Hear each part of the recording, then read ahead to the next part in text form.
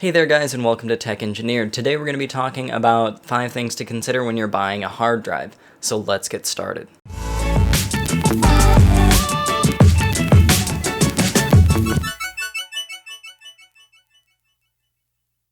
So the first thing that I wanted to kind of put in your minds when you're considering buying a hard drive is whether a hard drive is right for you. You really have two options when it comes to storage in a desktop computer. You can either go with a hard drive or a solid state drive. So we're going to take a second here just to talk about the differences. A hard drive runs off of spinning disks, much like a CD player, only there's a stack of them and a bunch of read heads, and they're slower because you're bound to the rate at which that disk will be read. Now, a solid-state drive runs off of just little memory chips that store data much like an SD card or something like that, only it's on a much larger scale. So that means that your transfer speeds are much closer to the speed of light, since you're dealing with just electron transfers for that, and you're not actually having to read a physical disk with magnetic writings on it. So, if you need not as much space, you might want to go with solid-state drive so you get the faster speeds, or if you need a lot of space, it still is cheaper just to buy a hard drive to get more space, but it will be slower. Or a lot of people will go with a combination of the two and have a solid-state drive for their boot drive and a hard drive for their mass storage drive. That's what I prefer, and that's what I really recommend to most people. The next thing to consider is the form factor or size. There are really two form factors. There's a 2.5-inch drive and a 3.5-inch drive, and both those are basically the only form factors. There used to be like 5 3/4-inch hard drives, but those don't exist anymore. But those two form factors, really, the 2.5-inch is mainly for laptops and very small form factor PCs, and then the 3.5-inch is like your standard size. So you just need to look and see what your mounting bracket is and make sure that you can fit it. You can buy an adapter to put a 2.5-inch drive into a 3.5-inch drive bay, but you can't adapt the other way around. So just make sure you look at that and make sure that your drive will fit in the case that you have chosen. The next thing to consider is capacity. That is an important part of the hard drive, because if you can't fit all your data on it, then you're kind of screwed.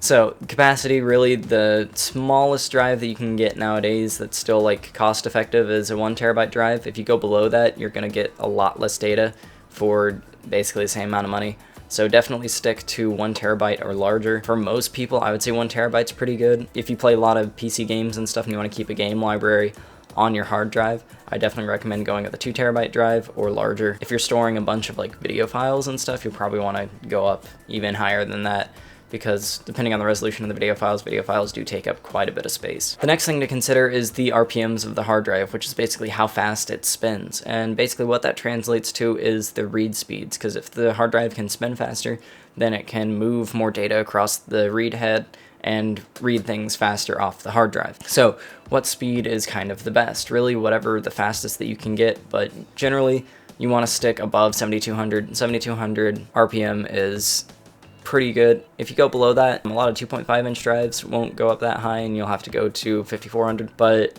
if you stay above 7200, you're going to be pretty good, and that's going to be a pretty decent hard drive that will have some pretty good read and write speeds. The next thing to consider is if a RAID array is right for you.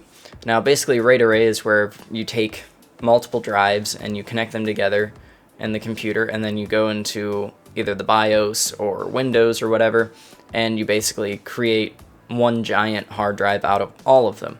Now that doesn't mean that they're all going to be sharing like space and it's just going to be one huge drive just adding their capacities together. You could do it that way, or you could do it to where they're striped, where when you write a file it writes to all of them, and then or writes a little bit of the file to all of them, so whenever it reads that file back, all those drives can read on the file. So you're basically adding all of the read and write speeds together plus all of their just general space. Or you can go with a mirror where you have 2 hard drives and all the data gets read to both hard drives, and then you have redundancy. So if one drive fails, you have all the data on the other drive. Now that doesn't really increase your write speeds because you're having to write to both disks, but when you read, it reads much like a striped array, so you'll be able to read things from the drive faster. Now RAID arrays are kind of advanced, so for your like first build, I wouldn't necessarily recommend doing one, and most people don't need a RAID array. They're fine with just an SSD and a hard drive, and then putting all their big files and stuff on the hard drive and operating system and most used applications on the SSD.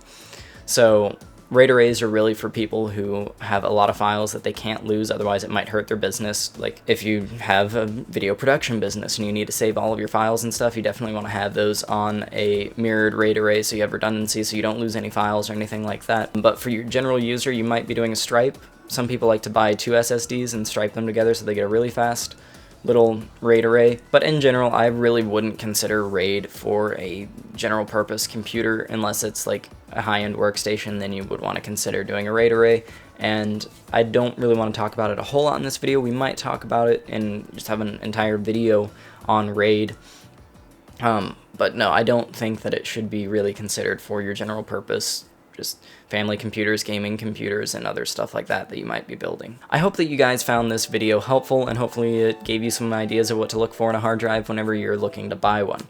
So if you enjoyed this video, go ahead and leave a like on it. If you like the content on this channel, go ahead and subscribe. And if you have comments for future stuff that I can make on this channel, go ahead and leave that down in the comment section below.